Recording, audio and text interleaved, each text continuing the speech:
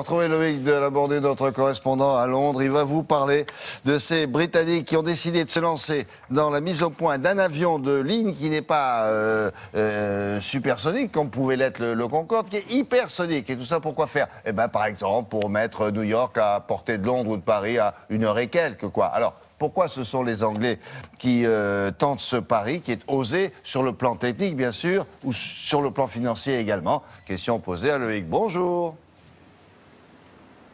Bonjour William. Eh bien, les Britanniques tentent ce pari tout simplement parce que ici à Londres, en tout cas, il y a de l'argent, il y a beaucoup d'argent. Alors tenez un exemple, en plein centre de Londres où je me trouve, vous avez des restaurants par exemple. Mais juste à côté de ces restaurants, qu'est-ce qu'on trouve?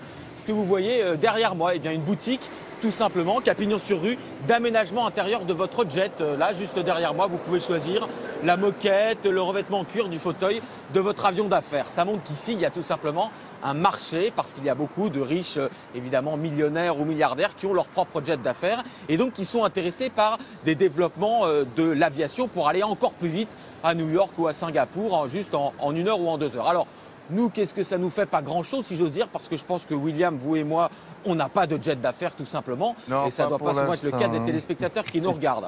Voilà, c'est pas prévu dans les achats de Noël, William. Bon. Non. En tout cas, là où ça peut nous intéresser tous, c'est que les Britanniques développent aussi un avion de ligne pour partir en vacances, et cette fois-ci avec 200 ou 300 passagers.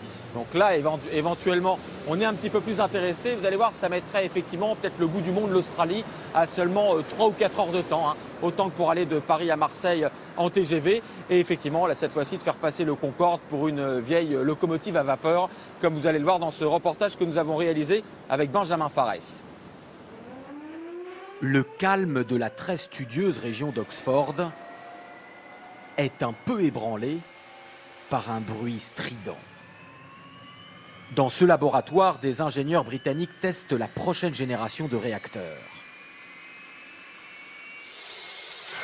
Cela peut vous sembler technique, mais vos vacances en seront peut-être changées à jamais. Car ce réacteur doit équiper cet avion révolutionnaire.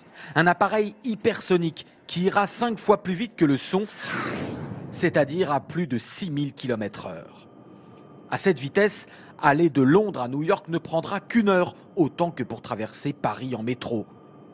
Et pour aller en Australie, cela ne vous prendra pas plus qu'un Paris-Marseille en TGV. Nous sommes à l'aube d'une révolution dans les transports, comme l'a été à l'époque l'invention du moteur à réaction. Voyager dans l'espace et atteindre n'importe quel point du globe en moins de 4 heures est à notre portée. Nous n'avons pas de concurrents. Nous sommes les seuls aujourd'hui à avoir développé ce type de moteur. Par rapport à l'A380, le plus gros avion de ligne actuel, l'avion hypersonique serait encore bien plus grand. Il faudrait, cela dit, transformer beaucoup d'aéroports. Il devrait embarquer 300 passagers. Une variante pourrait même atteindre l'espace et emmener astronautes et satellites. Trop beau pour être vrai? En tout cas, le gouvernement et la compagnie British Aerospace ont déjà investi 100 millions d'euros dans le projet. Pour l'heure, plus aucun passager n'a volé plus vite que le son depuis la fin du Concorde. Il y a quelques mois, une association britannique a annoncé qu'elle voulait racheter 2 Concorde, l'un pour le transformer en restaurant sur la Tamise et l'autre pour le refaire voler.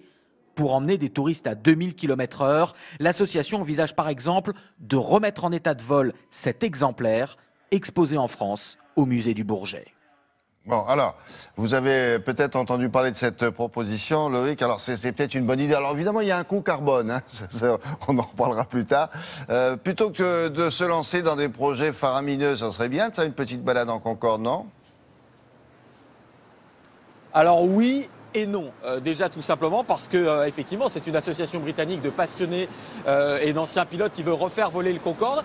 Ils disent qu'ils ont réuni 200 millions d'euros, ce qui est une sacrée somme pour remettre en état de vol 1 ou 2 exemplaires du Concorde et qui veulent en racheter. Donc effectivement, ils avaient cité à l'origine un des exemplaires qu'on a en France au musée du Bourget. Premier problème, le musée du Bourget a tout simplement dit que son Concorde n'était pas à vendre. Ensuite, tous les spécialistes aéronautiques disent qu'avec 200 millions d'euros, on pourrait peut-être effectivement remettre en état de vol 1 ou 2 Concorde et juste les faire revoler, mais les faire revoler 1 ou 2 fois parce qu'à chaque nouveau vol, le Concorde, eh ben, c'est une ruine. C'est pour ça que cet avion s'est arrêté, si j'ose dire. Alors certes, il y a eu le crash d'Air France en 2000, mais ça n'est pas la raison finalement principale de l'arrêt de cet appareil. C'est juste parce que le Concorde était un oiseau magnifique, mais qu'il était inadapté. Vous l'avez dit, il avait un coût carbone terrible, mais surtout, il coûtait très très cher. Donc même avec 200 millions d'euros, le faire revoler, en refaire une compagnie aérienne et le faire voler tous les jours, ce serait absolument ruineux, c'est impossible. Donc en fait, il faut plutôt bien aller vers des projets nouveaux comme ce projet britannique, parce que même si c'est un avion hypersonique, eh bien, il sera fait avec des technologies bien plus économes et il sera finalement à un coût plus abordable. Donc en fait, il faut bien regarder vers l'avenir et pas vers le passé. À suivre. Merci Loïc. Bon week-end.